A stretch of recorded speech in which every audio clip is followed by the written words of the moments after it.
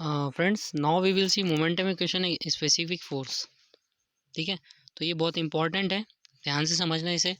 Suppose ये हमारा channel bed है, ठीक है, चैनल बेड है और ये फ्री सरफेस है ना। तो इस पॉइंट पे P1 प्रेशर लग रहा है, इस पॉइंट पे P2 प्रेशर लग रहा है, और जो फ्लो हो रहा है उस फ्लूइड का वेट जो है W डाउनवर्ड एक्ट कर रहा है ना।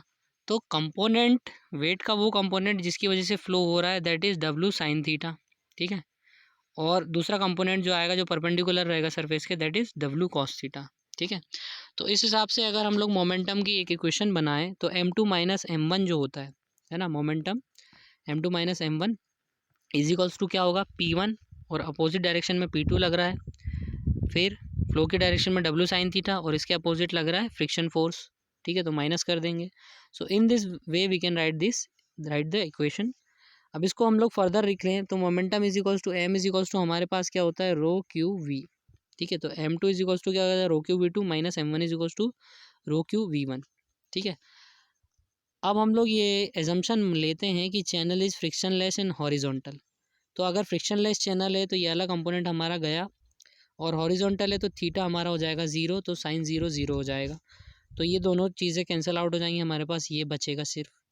ठीक है, इसे फर्दर हम लोग अगर सॉल्व करें, है ना, तो चैनल फ्रिक्शनलेस और हॉरिजॉन्टल है तो हम क्या करेंगे, M2 minus M1 is equals to P1 minus P2। अब 2 2 1 1 एक एक साइड कर दो, तो P1 plus M1 is equals to P2 plus M2 हो जाएगा, और दोनों को यूनिट वेट से डिवाइड कर दो। तो जो टर्म हमारे पास आ जाती है वही हमारे कहलाती है specific force, P plus M upon gamma.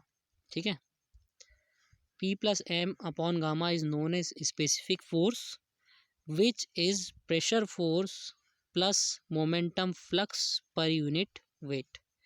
ये M जो है ये मोमेंटम फ्लक्स है, तो pressure force plus momentum flux per unit weight is known as specific force.